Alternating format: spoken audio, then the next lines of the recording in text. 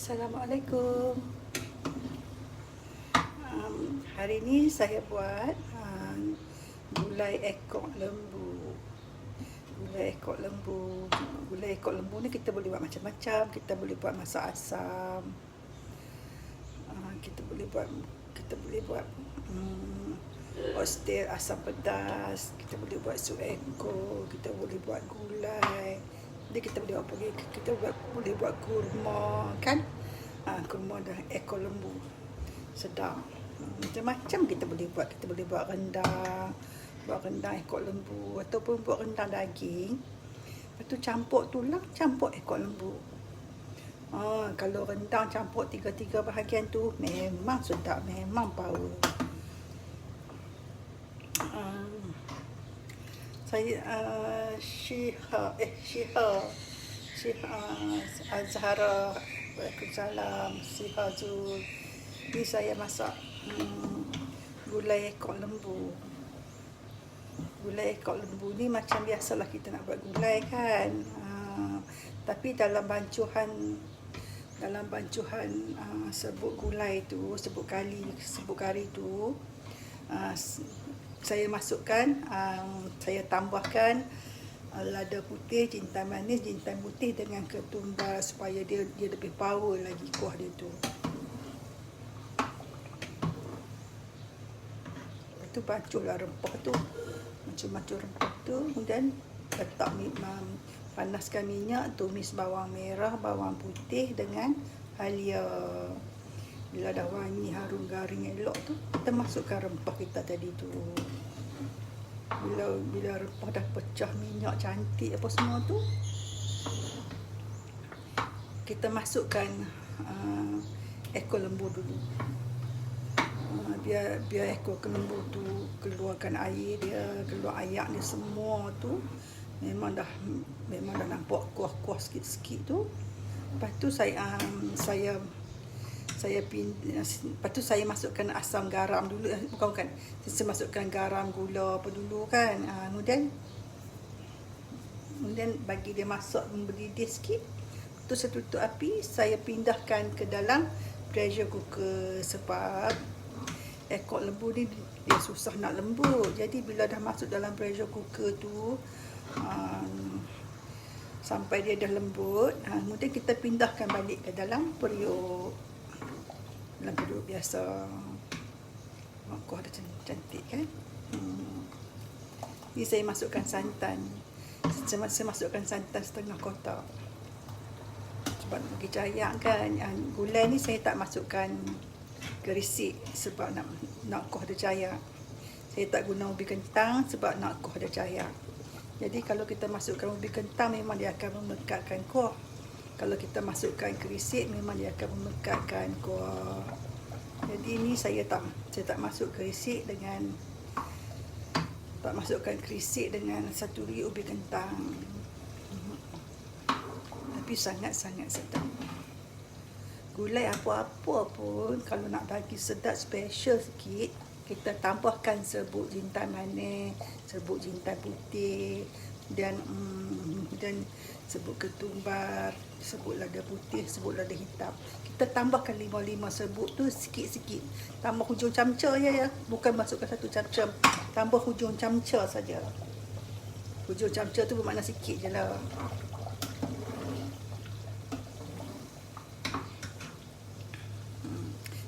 Saya tutup api. Ni dah masak elok lah ni. Nanti bila dia sejuk, baru minyak dia akan naik atas, kemudian kuah dia akan jadi warna merah lah. Tengok ekor lembu sedap ni buat gulai ni. Ekor lembu. Ni saya ada masukkan ketulan daging juga supaya jadi banyak kan. Itu ketulan daging.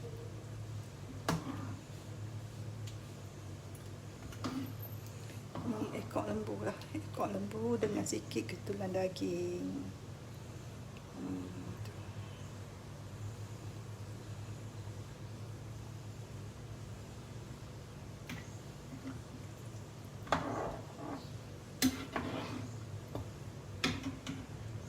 Ni saya guna rempah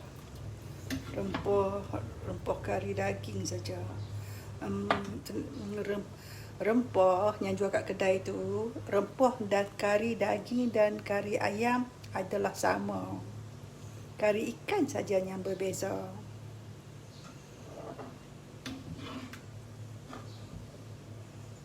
Jadi jangan duk pergi cari nak buat gulai daging, pergi cari rempah daging memang tak ada. Nak buat gulai ayam, pergi cari rempah ayam memang tak ada. Sebab dia ada satu bungkus saja, dia ada hak itulah rempah gulai daging, hak itulah rempah gulai ayam. Jangan duk pergi cari rempah gulai ayam. Memang tak ada. Rempah gulai daging memang tak ada.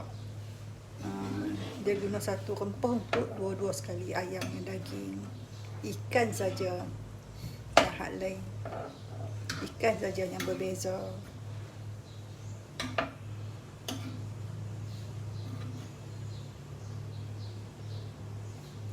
Kalau tak ada pressure cooker, masak dalam periuk biasa. Tapi lama lah sikit kan. Tak apa. Masak lama pun tak apa, masak biasa pun tak apa. Lagi sedap. Kita masak biasa kan. Bagi dia cuma kena masak lama lah. Ayam tu kena bubur lebih sikit lah.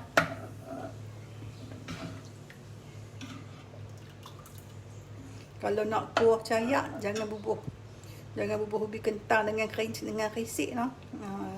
Kalau kata nak kuah pekat, baru bubuh ubi kentang dengan risik. Satu lagi tu, kalau kata nak cayak, jangan guna rempah banyak tau, sebab rempah tu pun juga dia akan memekatkan kuah dia juga. Tengok keadaan lah.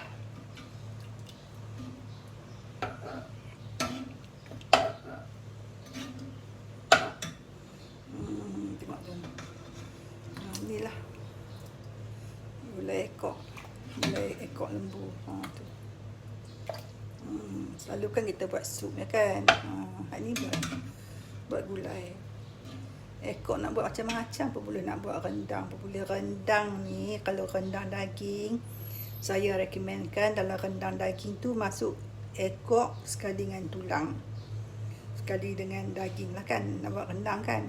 Cuma tambahkan ekor sikit dengan tulang sikit. Memang sedap, memang power, tak tahu nak habaq lah rendang tu macam mana sedapnya. Kalau campur ekor dengan tulang ni.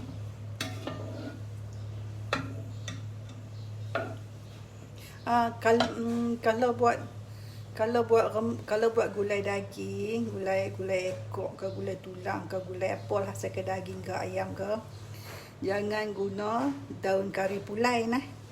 Jangan guna daun kari nah, sebab kalau rempah daging, rempah ekor, rempah tulang, gulai tulang apa semua ni, dia kena tumis bawang putih, bawang merah halia, lepas tu masukkan kulit kayu manis, bunga lawang, biji pelaga dengan satu lagi apa tu? Satu lagi bunga cengkeh. Kena masukkan 4 sekawan tu, tumiskan dengan bawang.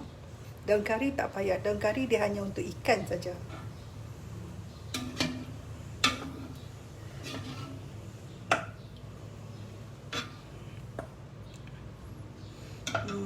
Ada soalan apa lagi tak?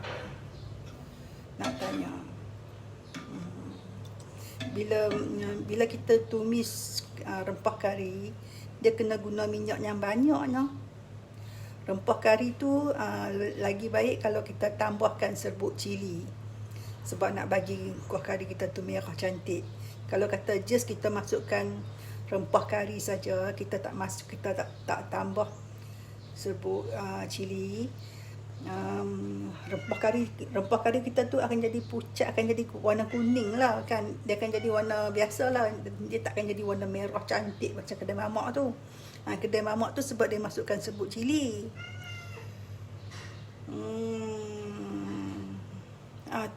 Dalam gulai dia tak guna tumis darat. Tumis darat macam sup tu tak ada lah kan. Cuma dia tumis biasa ya, tumis bubur minyak, panaskan minyak, tumis bawang merah, bawang putih dengan halia yang dimayang. Jangan dimisin ya, sebab dimisin jadi benda tu dah ada ayak. Jadi bila dah ada ayak kita tumis jadi dia tak keluar power. Jadi jangan misin, seboleh-bolehnya kita cuma mayangkan halus saja tiga-tiga benda tu. Kita panaskan minyak, kita tumis. Bila kita tumis dah agak wangi semua tu, kita masukkan 4 sekawan tu, apa, kulit kayu manis, bunga lawang, bunga cengkeh dengan biji pelaga tu. Kita masukkan yang tu. Bila dah garing elok semua tu, minyak kena banyak ya. Sebab saya nak pesan, kalau kita nak menumis, tak kira lah nak tumis apa pun, cabai ke, rempah ke, apa ke, memang kita perlu guna minyak yang banyak. Sebab minyak yang banyak tu saja dia sahaja yang akan memasakkan dengan sempurna rempah kita tu. Akan membuatkan dia pecah minyak, masak sempurna cabai kita. Kalau kata kita nak buat sambal ikan bilis, kita kena guna minyak yang banyak untuk tumis cabai. Sebab bila kita tumis cabai, minyak yang banyak untuk tumis cabai, ni untuk buat sambal ikan bilis tau. Kita tumis dalam minyak yang banyak cabai kita, bawang kita tu, dia akan membuatkan dia jadi macam lebih wangi, lebih sedap, aroma dia sedap, rempah dia, cabai-cabai dia tu masak memang elok, memang merah menyala. Jadi bila siap sampai ikan bilis kita, memang akan jadi merah cantik, dia jadi minyak, dia jadi warna merah minyak berayak di atas. Tu ni sedap. Jangan kedekut minyak kalau kita nak menumis. Kalau kita nak menumis, memang kena guna minyak yang banyak.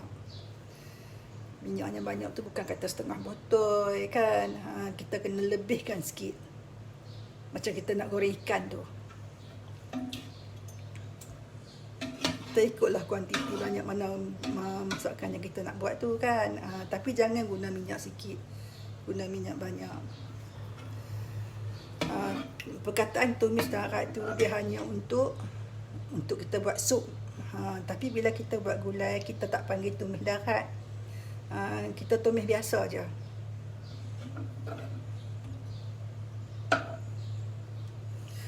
Kalau kata Zahara daripada segi santan macam ni, kalau kata kita buat gulai, kita nak pekat, memang kita masukkan santan banyak kan. Tapi kalau kita nak cayak, kita kena setengahkan santan tu lah.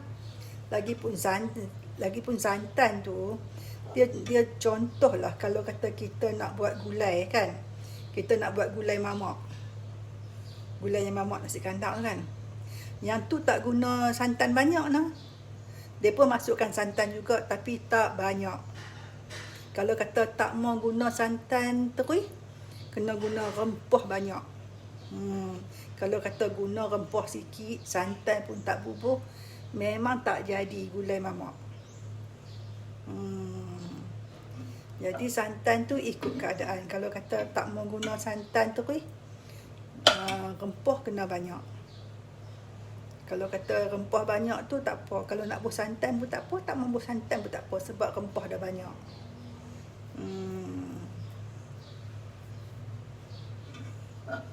Itu nak tanya apa lagi?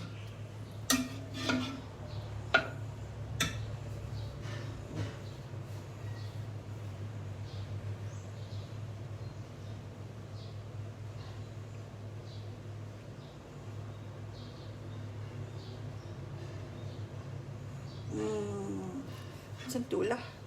Baru jadi macam ni. Ni sebab saya nak cayak, so saya tak masukkan kerisik, dan saya tak masukkan ubi kentang. Selalunya kan kalau gulai daging kan kita guna ubi kentang kan. Ubi kentang tu selain daripada tujuan untuk menyedapkan, untuk melemakkan lagi gulai, dia juga akan memekatkan lagi gulai, memekatkan kuah gulai selain daripada santan. Kecuali kalau kata kita nak guna juga ubi kentang, kita nak bubuh juga santan, jadi kita nak bubuh juga kerisik, ayak kena banyak lah, sebab ayak tu lah dia akan mencairkan balik kita punya gulai kan.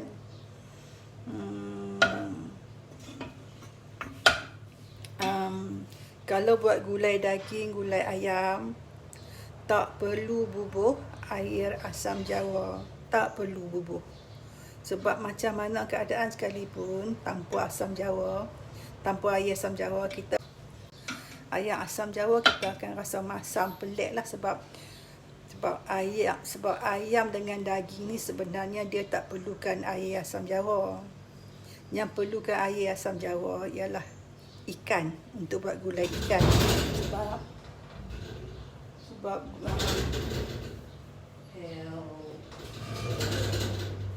Sebab bila buat gulai ikan, dia akan hanyak kan. Itulah tujuan kita masukkan air asam jawa ataupun asam gelugok tu, sebab nak menghilangkan hanyir ikan. Nak cerai.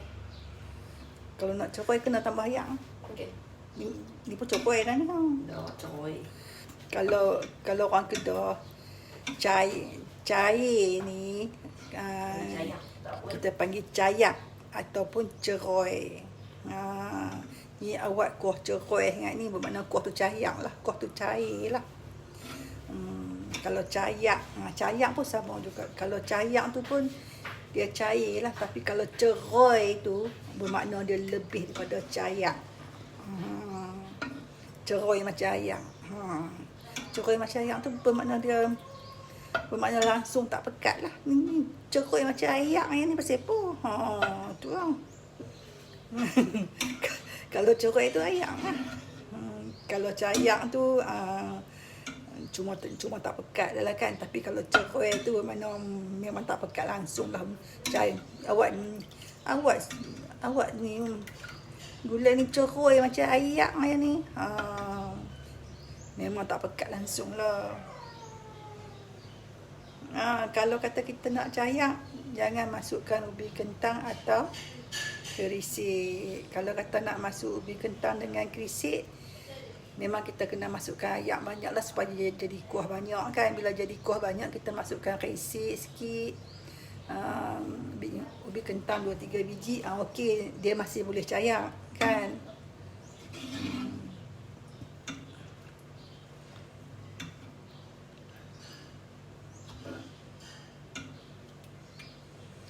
Ni pun tengok, ni pun saya tak masukkan ubi kentang dengan kerisik, tapi dia nampak cayak lagi. Dia masih nampak pekat juga kan. Ni sebab ekor. Bila kita guna ekor kan dia ada lemak kan. Lemak tu lah yang dia mencair, dia memekatkan balik kuah tu. Jadi sagi kalau kata gulai dah jadi, tapi kita nak bagi cayak sikit lah. Kalau kata gulai dah masak, dah jadi elok saja semua ni, jangan tambah air sejuk nah. Ambil air panas yang mendidih-didih tu, bubuh tambah sikit. Tambah bila dalam suku cawan ke setengah cawan ke, ikut keadaan. Jangan guna air sejuk, guna air panas. Sebab kalau guna air sejuk lagi, dia akan mudah basi. Kita kena samakan balik, sebab gulai tu dah masak, jadi kita kena guna air panas lah.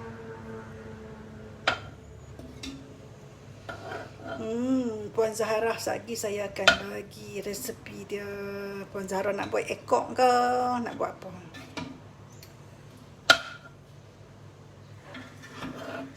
Sebab kalau nak buat gulai tulang dengan gulai ekor, dia ada resepi lain pula.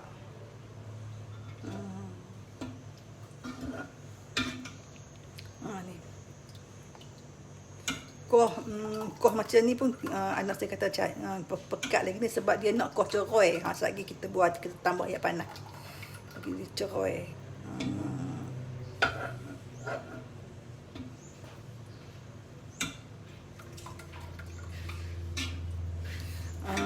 Buat gulai, bawang putih, bawang merah, kena banyak lah. Bawang putih, bawang merah. Bawang putih, bawang merah ni, dia selain daripada menyedapkan, bawang merah tu berfungsi sebagai memekatkan kuah juga. Bawang merah tu memekatkan kuah. Dia macam bawang besar ke. Bawang besar pun memekatkan kuah.